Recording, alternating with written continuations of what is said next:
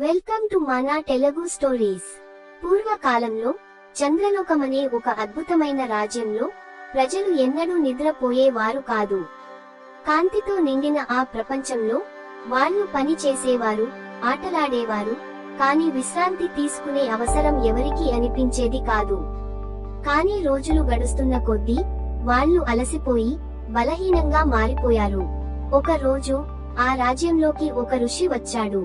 ఆయన పేరు వేద్యాన్ మహర్షి. ప్రజల్ని చూసి వాళ్ళ తాలూకా అలసటను అర్థం చేసుకున్నాడు. ఆయన ఆకాశాన్ని చూసి చంద్రదేవిని ప్రార్థించాడు. ఓ చంద్రదేవి, ఈ ప్రజలకు విశ్రాంతిని అందించు అని వేడుకున్నాడు.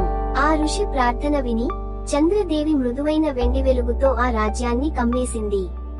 తొలిసారి ఆకాశం చీకటి అయింది, నక్షత్రాలు మెరవడం మొదలయ్యాయి. ప్రజలందరికీ ఒక కొత్త అనుభూతి వచ్చింది, నిద్ర. వాళ్ళు మెల్లగా విశ్రాంతి తీసుకున్నారు, అలసట పోయి కొత్తగా సంతృప్తిగా మేల్కొన్నారు. ఆ రోజు నుంచి ప్రతి రాత్రి చంద్రదేవి తన వెండి వెలుగుతో ప్రపంచాన్ని కప్పి మనల్ని విశ్రాంతిగా నిద్రకు చేస్తుంది. నిద్ర అనేది వృధా కాలయాపన కాదు, అది మన మనస్సును, శరీరాన్ని కొత్తగా తయారు చేసే ఒక మధురమైన వరం. ఇలాంటి మరిన్ని అద్భుతమైన కథల కోసం మా ఛానల్ కి సబ్స్క్రైబ్ చేయండి.